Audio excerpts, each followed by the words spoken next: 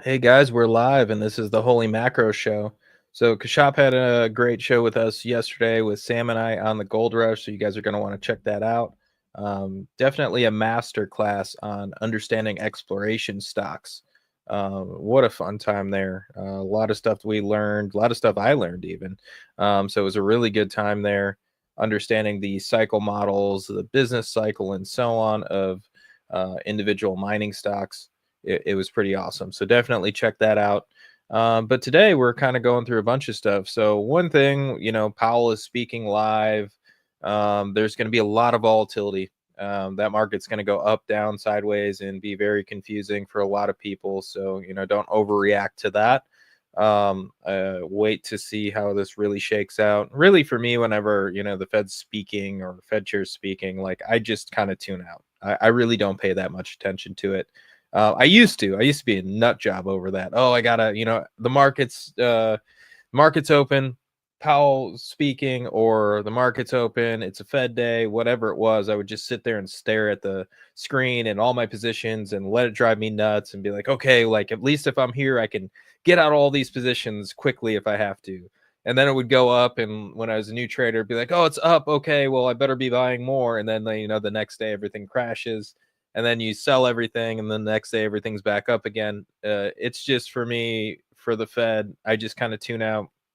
I really look at I try to understand the biggest part of what the Fed does, which is understanding the yield curve, understanding what liquidity is doing. That's all I can do.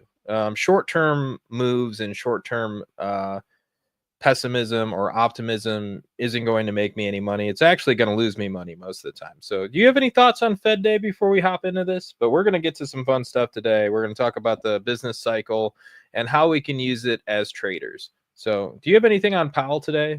Are you thinking like everybody should just turn this off and start watching Powell right now?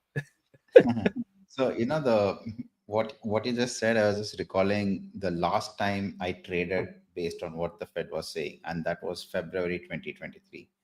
And Powell was like, "No, we are going to hold firm. We are not going to pivot."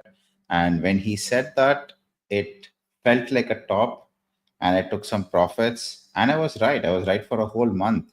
That turned out to be the top for a whole month, and longer term, it didn't matter.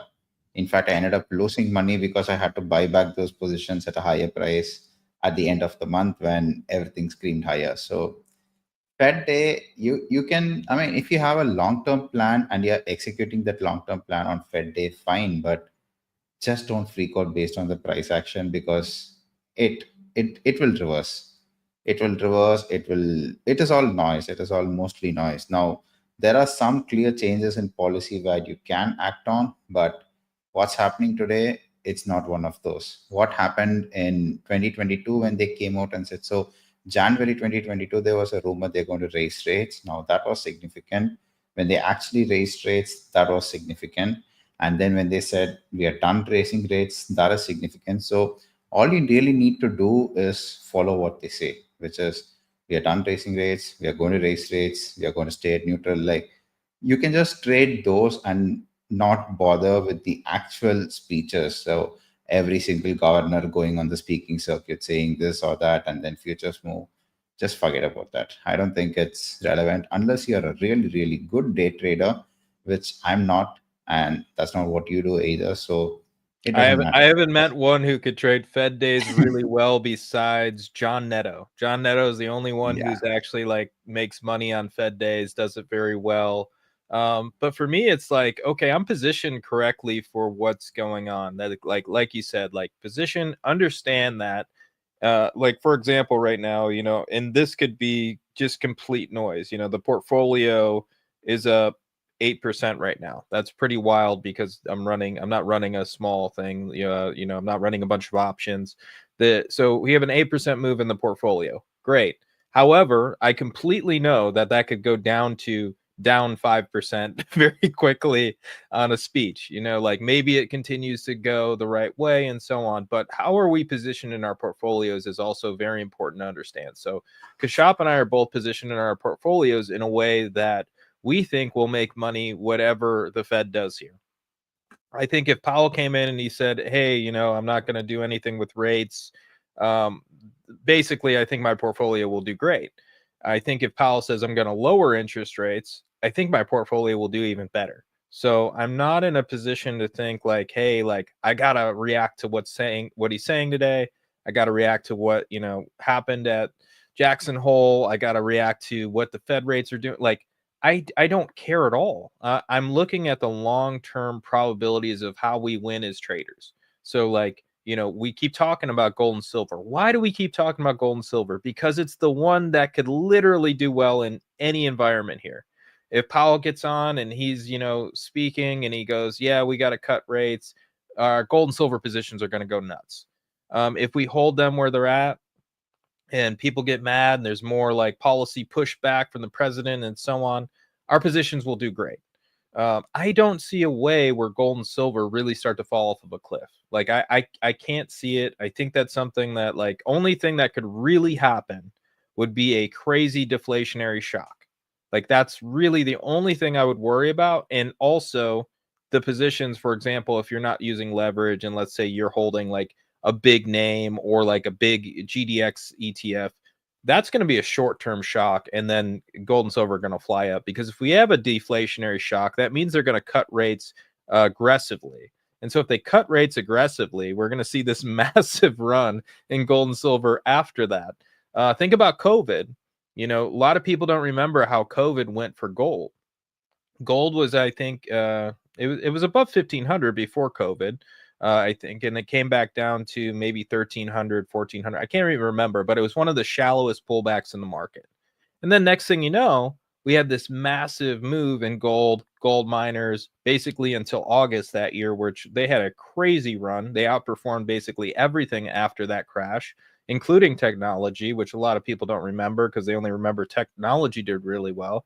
But the gold miners had a huge move. Silver had a huge move, went from $10 to $30. There was a lot of big moves in that market at that time. So once again, it's more of how do we position ourselves so we win no matter what? And that's how. Just be open to understanding like there's three different things that could happen here. It's one, we have Powell come in and he's very dovish. Okay, great for gold and silver. Two, we have Powell come in and go, you know what? Inflation could get out of control if I lower rates, which he's right about. And then boom, gold and silver will probably hold up just fine. Maybe they go a little bit more sideways, but they'll probably still trend up. And then third is deflationary shock. These are shocks like that happened in 2008. Also shocks that happened in COVID. And so you have these crazy crashes where everybody's selling everything. It doesn't matter what you're in. You're not going to make money during those times. And then basically gold will show the most relative strength, and you'll go, okay, I want to be back in that sector if you did get stopped out or however your positions went. And then we'll make more money on the upside there. So once again, there's three ways this can go. And looking at all of them, I think gold and silver is still the winner of all three of them. I agree. I agree 100% on that. So the thing about deflationary shocks is that, yes, that can take down gold, but the economy cannot handle a deflationary shock. And even if the economy could handle it, the central bankers would never allow the economy to do that. And the reason for that is a deflationary shock would absolutely destroy the commercial banking system. So we saw something of that sort happen in March 2023. So you had these three banks fail: Silicon Valley Bank, the Signature Bank, Silvergate, and then you had one which almost failed and got absorbed by JP Morgan. So you had this kind of cataclysmic event, and markets didn't even care. And the reason they didn't care is because the market had seen these deflationary shocks earlier, and I knew then the markets knew the policy response would just be print, print, print, print. And that's pretty much what the Fed did. So it didn't print directly in terms of QE, because now everyone is wise to what QE means. It's just money printing. So they said, we are going to drain the system of the RRPs and we are going to fund the treasury that way. So that's what they did. But now everyone is wise to that too. So next tool that they come up with, it's going to be something unique, something that we aren't yet prepared for. But as long as we watch the Fed and we know what to watch for, so if you spend time on the Fed database, you can get all of this information. It's just like a puzzle. And speaking of puzzles, so we talk about macroeconomics, macro based trading a lot. And what exactly is that? So I thought, let's go back to the roots and let's go back to the starting point in economics. So there are different schools of economics. You have your classical school, your neoclassical, your Keynesian, your post Keynesian, all these types. But you and I, we are Austrian economists, and what we follow the Mises Rothbard school. And so I thought, okay, let's start with how the Austrian school looks at business cycles, looks at the economy. And one of the tools that we use to visualize business cycles is the chart that you're seeing here. So this is how the Austrian textbooks talk about the production structure. Now, of course, I'm going to be simplifying a lot because we're not doing a class here, but if you start with the production structure, the structure of production is simply how the goods make it all the way to the consumer. So, you can start with, let's say, you're mining and then you're refining it, manufacturing it, and finally it gets its way to Walmart. Or if you're just simplifying this and looking at it more abstractly, then it's in terms of time and the various stages of production. So, at the very earliest point in time, take something which is direct resource extraction from the ground, whether it's farming or whether it's mining. And then you have the next stage and the next stage, where at each stage you have labor and capital working on the goods that were produced in the earlier stage. So that shows the lengthening of the production structure, which is why you have this kind of broadening triangle there. And at the final stage is the consumption, which is you have produced it, consumers are exchanged money for it, and then they consume the product. So this is how we visualize it. And if you can go to the next slide. So here, what happens is this is how the economy sort of looks when we are in, without Fed interference, without the central bankers getting involved. Now, what the central bankers do is they distort the price of money, which is your interest rate. And when they do that, they send out all sorts of signals to both producers and consumers. For instance, right now, mortgage rates are at an all time high. The home builders are taking that as a signal that there's going to be reduced housing demand, so let's not build more. And the home owners are taking it as a signal, I have a 2% mortgage, I have a 2.5% mortgage. Even if I get a job offer in a different city, I'm not going to move because I can't really afford to give up this great mortgage. So when the Fed acts in any way, it sends signals to the market. Now, those signals are interpreted differently by producers and by consumers. So when the Fed lowers rates, what happens is you get a boom, and a boom in terms of whether it's a manufacturing boom, or 2006-7 we saw a housing boom, or last few years we saw AI boom. So any kind of boom. So you have this boom which increases the height of this production structure, and then you have overconsumption, because at lower rates you can afford to finance a flat screen TV, you can afford to finance a good vacation on a Royal Caribbean cruise, and all these things happen. So what happens is you get this triangle both stretching and increasing in height at the same time, which is the Hayek's way of saying. So Hayek was the economist who came up with this. So it's his way of saying that the production structure gets distorted. The business cycle gets started because the production structure gets distorted. And when it gets distorted, you don't know exactly how the distortions will play out, how long it will play out, but in what way exactly it will play out, because that's all based on human action. But what we do know is that markets love equilibrium, and when there is a disequilibrium, there is a tendency to move and create a new equilibrium. So that's what happens. So when the Fed gets involved, you get the business cycle. Now, when the Fed continuously keeps lowering rates, you're going to see a lot more of these distortions build up, and you're going to see inflation build up.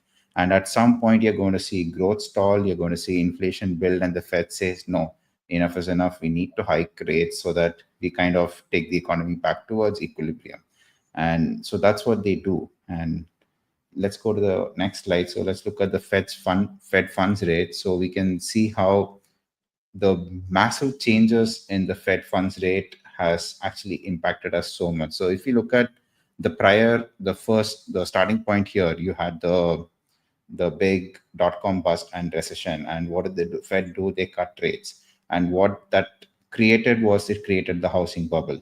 Now, because the housing bubble was getting underway, what did the Fed do? They are like, we need to raise rates. And this was also the time when the dollar was declining. So they kind of had to do that.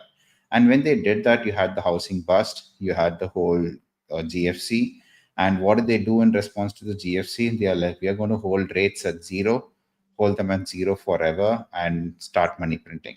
So the Fed balance sheet went from something like 700 billion back then to just kept going into the trillions. And then Yellen came in sometime around 2015, and she's like, zero doesn't really work because zero sends too many wrong signals. So what we'll do is we are going to hike 25 basis points at a time. So I think end of 2015 there was a 25 basis point hike. End of 2016, a whole year later, there was a 25 basis point hike, and then it just kept going. And then there was a COVID crash, and then they're like back to zero again. So when the Fed interferes with the interest rate, and it does so in such a strong fashion, it really kicks off the business cycle. It kicks off all these distortions in the production structure. And that's really the starting point for macro trading. Now, the economics theory can only tell you what you should be looking out for, and it can only help you interpret events after they happen and be like, oh, that's why this happened. So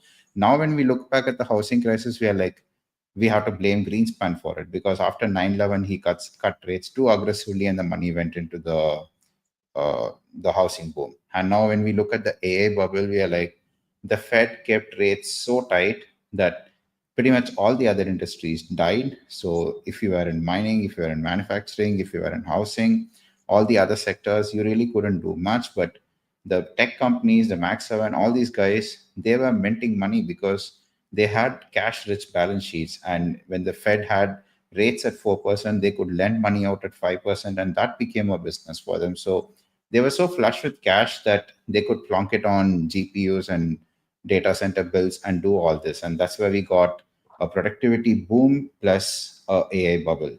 So when we look back, we can connect all this. But what Jason's done is he's taken these economics concepts, he's used Ray Dalio's model, and he's created a trading engine which can kind of predict, or I don't want to put words into your mouth, so I'll just hand it over to you and you can, yeah.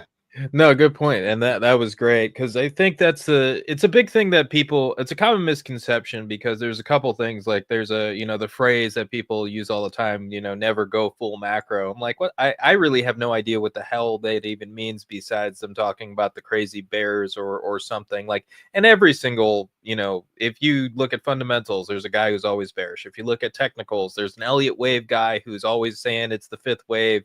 This is it for the next 20 years or something. Like, that's going to be a thing anywhere you look. Macro is just the idea that we can look across the monetary policy, we can look across regimes, we can look across the globe, and not to mention trade all of these things. And how do we do it profitably? So, Kashop gives a good master class on just understanding like the basics of Austrian economics and how we tie that into macro theory. So for me, I'm always looking at that first. I start big picture, understanding where we're at in the cycles. When people look at, we'll just go back for a second. When people look at things like this, people say, oh, lowering rates can be bearish, or lowering rates can be bullish, and so on. And really, it's, if we're in an environment where the market is hitting, new lows and they're lowering rates, like most of the time that's going to be a very bearish environment. And it doesn't matter that they're lowering rates. Even think about COVID, like they didn't cut rates to zero and then that crash just stopped. They cut rates to zero, and the crash continued for I think another week, until they basically said, we're doing unlimited QE. And I can remember this because it was a Sunday, I think. I just remember it clearly because it was a Sunday. I went riding my bike in Cleveland. I'm at the skate park. Their machines were down. I needed to buy something, and only thing I could do is get cash. So I go over to my bank, and when I go to my bank ATM, it wouldn't work. So I go inside and I ask them what's going on. I can't get money out. I don't understand what's going on. And then they say, oh, there's no cash in your account. And I was like, well, that's impossible. And so we go, we kind of go around, and then somebody else comes in and they're on the other teller and they're telling them the same thing. 2 minutes later, they say, oh, everything's fine. And they give me my cash. And I don't even think about it at the time. I go back, I ride my bike, I come out later, and they're saying the Fed announced unlimited QE. So like, I don't know if the monetary system was failing at that point, but if you were trading during that time, you felt like it was the end of the world. Like, if anybody's in the chat who was trading during 2020, for God's sake, say something right now, because it was rough. There was a lot of times where I was like, that's the end of the world, that's the end of the market. Like, I was even making money, and I'm just like, am I ever going to get this out of the market? So cutting So rates Marty Schwartz, in his book Pitbull, he talks about how there was this one crisis, and he just takes a suitcase and he goes and loads it with gold from his bank and takes it to his co-op apartment in New York, because he's like, the bank may not open tomorrow, and it's at that level of panic. And that guy is a day trader, but he was very, very astute about what was happening in the world. Yeah, he started buying gold. I think it was the 87 crash. He started buying gold Yeah. like crazy. He started saying he was basically trying to take all of his money out of the market and put it anywhere else at that point. But at the same time, like, it really kind of felt like that in COVID, because there wasn't, like, most of the time during crash environments, like if you traded through '08, you'd get these bounces, like it would go down a little bit, then you'd get a bounce. And that was like normal orderly crash. This was, we're breaking down at 10, 20, we had 20% down days in the S&P. I mean, just breaking down double digits almost every day. And at a certain point, you're like, am I ever going to get my money out of this market? Is it impossible at this point to even get it out? Because is there any cash left? And then you go to the bank, and then they're telling me and another guy that there's no money in the bank. I mean, that was wild. And then they said unlimited QE. I think it was the next week. I think we had a down.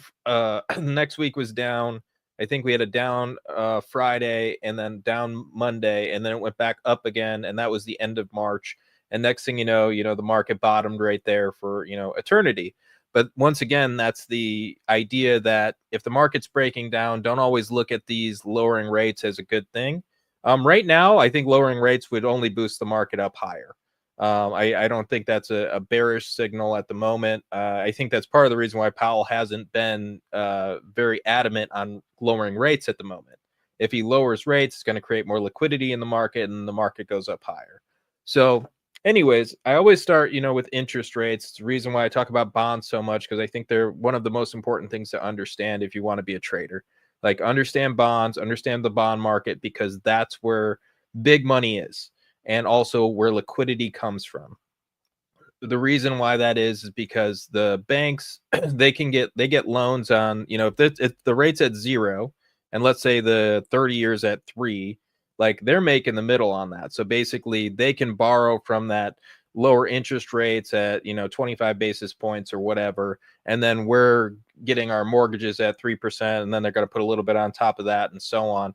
So basically, they're able to make that middle. So they're making a lot of money, and they're loaning that money. So it's not like they're even at any risk. So it's almost risk-free in a sense for them, and they can loan out a lot more money. So that's something that you always have to pay attention to. So after that, I really try to understand what regime we're in. And so regime models, how this all started for me was, I think, and why I brought this one up specifically is because I think this came from a leaked document. I don't remember how exactly it got out there, but I remember reading on some blog back in the day that, hey, Ray Dalio does this thing, and basically, like, where we're looking at inflation, we're looking at growth. And at the time, I remembered being like, that's, way too simplistic. It can't work. It doesn't make sense. And so I got, like, kind of obsessed with it, trying to understand, like, what exactly he meant there. Because once again, like, looking at it and going, it doesn't work, but it's also Ray Dalio who's making a killing and doing really well in markets. There's something there. So I started going through it and understanding, if we're looking at inflation, which is, to me, one of the most important indicators, because it can tell you what's going on with bonds, it can tell you what's going on with stocks, and so on. And the different types of inflation. If we're having crazy rate of change inflation that's breaking up day after day, that's going to start moving into commodities at a very high rate. Energy sector, it's something like we saw in the beginning of 2022, where we see the energy sector and nothing else going up besides commodities. That's called a stagflationary cycle. And that's where you basically see commodities moving and nothing else, only things related to commodities. And then we have reflation, a little bit different of a cycle. It's still commodities do very well in that cycle, but mainly the growth style commodities. If we're looking at copper, we're looking at oil. Globally, we're kind of in a reflationary environment at the moment, but the price action isn't saying the same thing. So what I mean by that is we're not seeing oil and copper really move in some big degree just yet, but it should be coming at some point. So once again, if we take these inputs, which are growth and inflation, that's what reflation is. So growth and inflation going up together is a reflationary environment. Most of the time, the Fed is just kind of sitting out of the way and letting this happen for a little bit too long because they're always behind the curve, as we talked about earlier. The Fed creates kind of these cycles. What we call it when they get out of control are malinvestment. So money is just kind of going, think of it like misinvestment. Money is just going into different areas, maybe some things that it probably shouldn't be going into, creating inflation or creating, some type of bubble. Think of Bitcoin, think of Beanie Babies, whatever you want to think about. There's a lot of bubbles out there, and that's what malinvestment kind of creates over time. So if we're seeing growth and inflation moving up, the things we want to really own are, precious metals usually do well in that environment. Commodities do well in that environment, but be more selective about it, kind of like we are today. Like we're looking at gold, silver, palladium, platinum, looking at some of the softs are looking good like coffee, but you don't want to blanketly buy them. We move to stagflation, which is inflation moving higher, growth moving lower. Then we're in a stagflationary environment. Then we just want to be heavy in commodities. We can basically take a shotgun and buy any commodity. You're going to make money. Think end of 2021 into 2022. And then if we're into a different environment, so that's the first two that are really the most important environments because those kind of tell you two things. One, reflation. Every cycle usually ends in a reflationary or stagflationary environment. Meaning if you go back to 2008, you see the market moving up, you see commodities going crazy, you see basically 2007, the stocks stop. So that's a reflationary environment. We have housing, we have, stocks moving up like crazy, and then we have the commodities moving up like crazy. And then the stocks stop, but if you go look at your chart of oil kept going. Basically into 08. So oil's still trending up, making this huge move. I think it hit $150 or something around there. And then it crashes off of a cliff. So that's how every cycle ends, which is why I always try to pay the most attention to reflation and stagflation. And then if we move to the next two, which are disinflationary disinflation and Goldilocks. So Goldilocks is an environment like you guys saw in 2023, 2024. You see technology leading the way, just making a killing every single day. Commodities are not where you want your investments to be. Most of the time, gold does well in a Goldilocks environment, so you want to own gold. But everything else, commodity-wise, you don't want to own it at that point. So when you're looking at Goldilocks, it's really like buy equities kind of across the board, mainly rate-sensitive equities. Technology does best. You could also look at utilities. They usually do pretty good. You don't want to be buying global stocks in a Goldilocks style environment. And that's basically like the long story of it, or the short story of it. I could really dig into each sector. If somebody wants, feel free to chime in. But I think that's enough to just kind of understand it. And then disinflationary. So disinflationary environments are very interesting, where you see decreasing growth, decreasing inflation. So sometimes gold does really well in those environments. A lot of people don't know that, but deflationary environments, sometimes gold does well. And the reason why is as bonds yields are moving lower, humans are worried more about currency debasement. Most of the time, sometimes it's cash is doing very well in that environment. It's one of the best things to hold during that time, actually. But sometimes you run into a situation where cash starts to do badly and people start to go, where am I going to put my money that's safe? And that's where gold starts to do very well and hold up better than everything else. Maybe everything's crashing. Maybe even gold's going down, but it's going down a lot less. Look at 2008 for an example. You saw a disinflationary shock. Everything got sold off like crazy. But at the same time, gold held up best. And then it led the next part of the cycle into 2011. So you also want to own long dated treasuries. right now is not a time to own long duration treasuries. I wouldn't suggest that at the moment. We're not in that type of environment at all. So, you're seeing a lot of pressure on long duration treasuries at the moment. So that means that we're in a deflationary shock when you start to see, and this is the thing that really confirms all these things for me, which is the price action. So tying this all together, this is the 4 different regimes. Tying it all together, if we're looking at,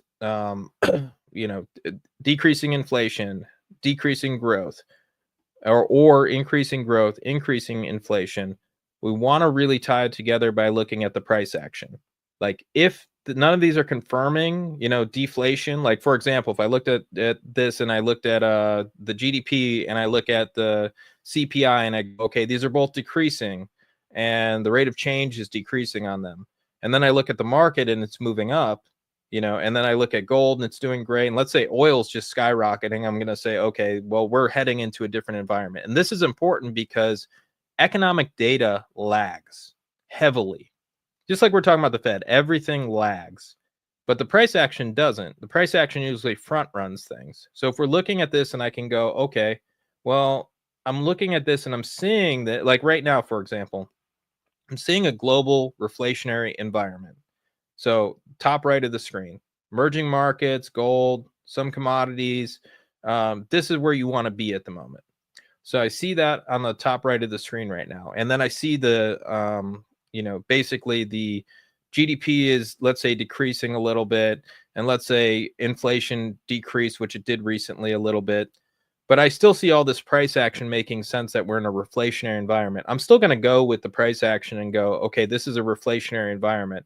It doesn't mean I ignore the fundamental data, because if we ignore the fundamental data, that's something that, I'm basically saying like, hey, this doesn't really matter, which it does, because it will come into play at some point. It's just the price action will usually be the first thing to tell me, hey, we're bottoming out.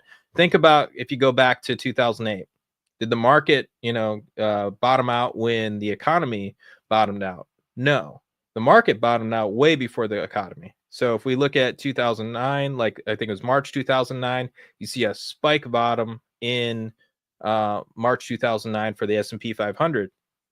And then the economy kept going down, into the depths basically for another year or two at that point. I remember there's European crisis. There was all types of things that happened during that time, but our market bottomed out and we started going higher. So that's something that would tell me, okay, well, the fundamental data always lags. So because I learned that basically turns into the price action. Now, the price action doesn't mean I just look at a chart and go, okay, this is doing well. I want to see it relative to the S&P 500 or oil relative to commodities or gold relative to commodities and so on. So I'm looking at a denominator in all of these things to kind of understand where we're headed. Is there any chance that, okay. What does that say? So we got a question. Is there any chance rates? I'm assuming he means, is there any chance? And feel free to rephrase this. Is there any chance rates rise though? So Kashab, you can answer that first, and then I'll go after you. The market has rates ever since the Fed started cutting them. So go back to last September. The Fed said we're going to cut 50 basis points, and bond yields just spiked. So the market's kind of not listening to the Fed right now. And so even if the Fed cuts, you could have a situation where rates rise. And that's pretty much what happens when a developed market becomes an emerging market, where the bond vigilantes are in control of rates and not the central bank. So let's hope it doesn't come to that for the US, because then it would be catastrophic for the whole world, in fact. But if the Fed decides to raise rates, I think that would be very, very healthy. But given what's going on in terms of the FOMC voting member appointments, and like now Trump wants to threaten 2 of the governors with lawsuits. So in this environment, I really don't think they're going to risk their neck and raise rates. And it doesn't make sense for them either, because most of these guys, they have made their money. They have made their money in private industry, and they are now in academia for their sunset years, and they want to go back and they want to enjoy a peaceful life. And risking the ire of the president at this point doesn't have any upside whatsoever. So I don't think they'll do it. Yeah, I'd be surprised, but let's also talk about what we mean when we say rising rates, because what you said there might be confusing to people who don't trade bonds. So the Fed rate, so we'll go back one here. So the Fed rate isn't the whole yield curve, you know. So if we're looking at, you know, the Fed rate and we go, and you guys have seen this chart a million times. I'll try to post it in the show notes when we're done. If I remember, if I forget, somebody just message me. I'll post it on Twitter.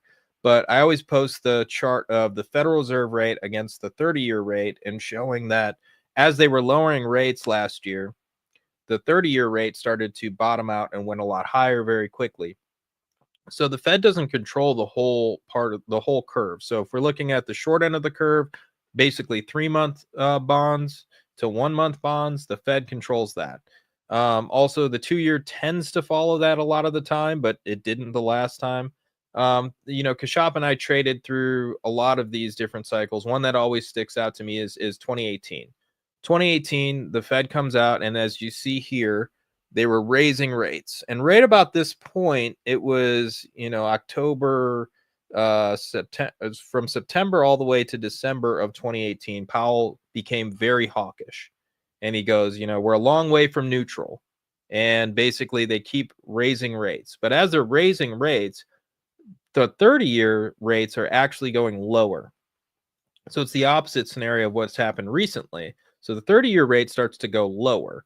So basically, that was the best time to buy bonds. You bought TLT. We made money for years in that. That was a great trade. Basically, went from the end of 2018 all the way into 2020 March. So basically, spike top. That was the end of the bond market. But that was a great trade. But it was the same scenario we saw today, which is, hey, you know, we're going to lower rates, and now bond yields are going the other direction. They're going higher. So I think that the 30-year bond yield will most likely continue to sniff out inflation.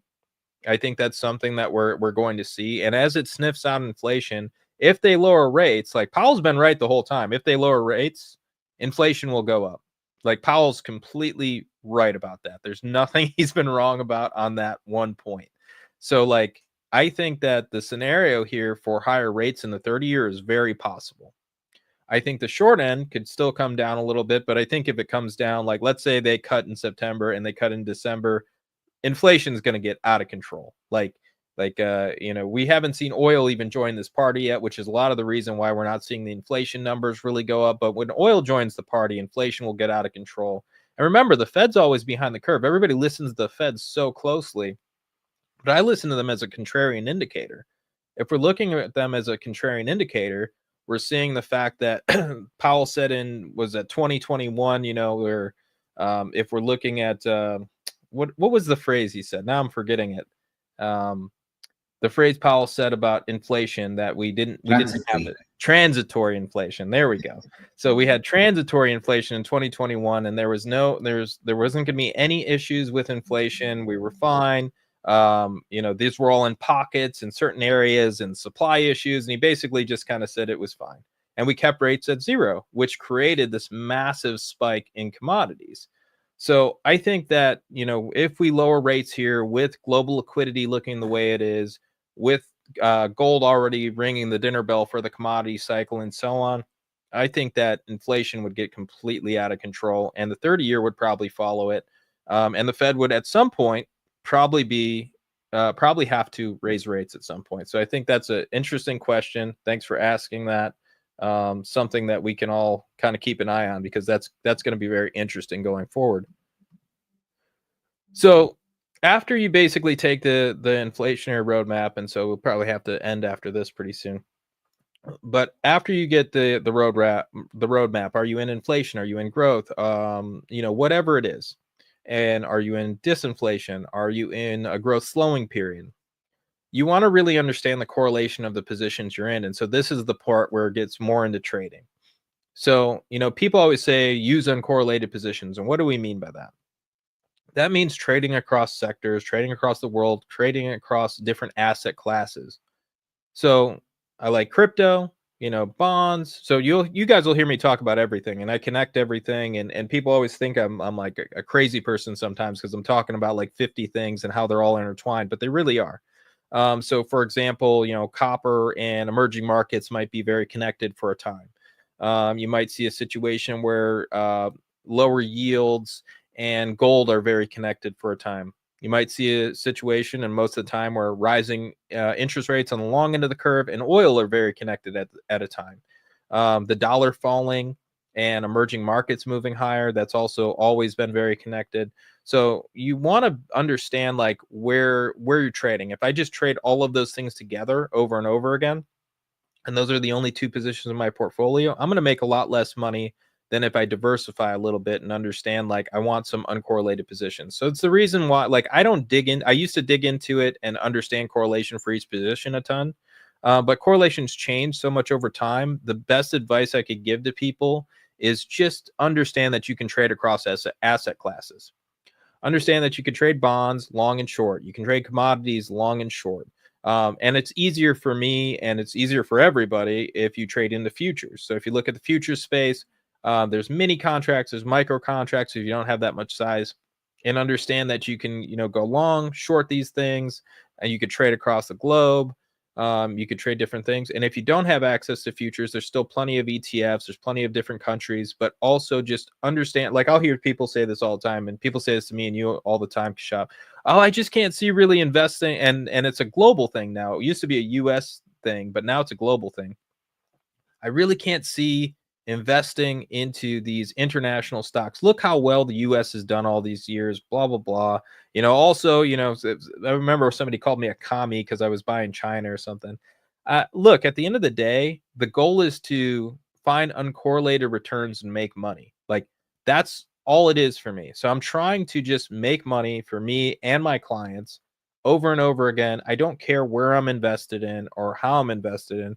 Like obviously I'm not going to like invest in like some human trafficking ring, but just saying in the markets, if you're unless you're like into billions of dollars and you're on here, which I'm assuming not many people are, you're really not helping these companies by doing this. So, like, if you go out there and you're like, "Hey, I'm going to buy Exxon Mobil, and it's going to make oil take over the world, and then solar energy, which I love, is going to go under, and all this stuff." Like, let's say you think that way. Like, there's no way that's going to happen unless you're running major amounts of money and you're helping Exxon Mobil grow to this crazy amount of growth.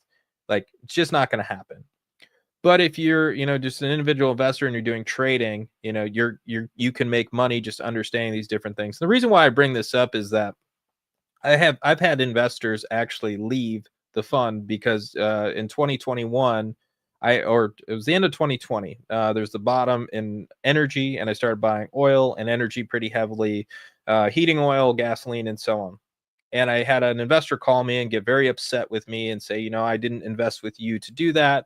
I don't want to invest in dirty energy. Like I'm a guy who really believes in like we need to get off of oil and all this stuff. And I was like, well, I'm not going to pull the positions. They said, so I don't know what you want to do here. And so like he just kind of went back and forth with me a couple days, and shortly after that I sent him his money back. The next year, he ended up hitting me back up and going, "Hey, can I invest with you again?" I obviously said no. But once again, that was one of our biggest returns for the next couple years. He was out of it because he had feelings about it. And so I suggest people always kind of pull their feelings out of trading when it comes to stuff like that. It's also the reason why I like to, when traders are new, I like to tell them to trade ETFs. ETFs, at the very least, you're not going to get too wed to positions. A lot of new traders, like they'll buy Apple and they'll be like, look, my phone, my computer, all this stuff. Of course, I'm going to own Apple. It's the best thing in the world. Or Palantir or whatever. They get obsessed with names. Well, it's the best thing in the world. And these are the fundamentals behind it. Until you really like understand these stocks and understand like it could be the best company in the world. It could be the thing that makes more money than anything in history, but it can also crash and it can also lose you money. Like that's something that you don't understand on day one, but you start to learn over time. So that's the reason why I say like stick to the big ETF sectors at first. Just get an understanding of how you're going to trade, and then dig into the individual stocks a bit more later. Just keeps you more objective. But really, here I'm just saying like trade bonds. even if you're in ETFs. That's how I started doing it. Trade the ETFs. Okay, now you're going to trade the commodity ETFs. You're going to trade gold, silver, oil, natural gas, whatever it is. Anything in front of you that is tradable, you should be trading. And then you're going to move to the international stocks. Pick 5 to 10 tickers internationally that you're interested in. Watch those. Take signals in those. However you're trading them. And then you're kind of get into the crypto space. Okay, I need a couple cryptos. This will diversify me a bit more. So if you're doing this across the board, like, you're going to hit these uncorrelated returns no matter what. But I think too many people are just like, hey, especially now, and this, Kashap, if you were talking to people about trading and we're going, yeah, I really, really love technology, and I'm like, okay, cool. What's in your portfolio? And I'll watch these people have these portfolios that they might as well just be in the queues. like at the end of the day, like, you might as well just put your whole portfolio in QQQ and walked away, because it's just a bunch of tech stocks. And of course, like, I'm not saying technology can do good in many different market environments. I'm not saying don't invest in technology. I am saying that if you're going to be that correlated in one sector, technology is probably just something that you don't want to be that correlated in. I would say that about anything. You guys know I'm bullish on gold. I wouldn't say like, hey, 100% of gold's a great idea. I would say that's a ridiculous idea. You will lose money at some point. And not to mention, one crash can take you out completely. So just diversify is the main point of this one. And then we'll just end on that, Kashap. Actually, I'll pass this one to you because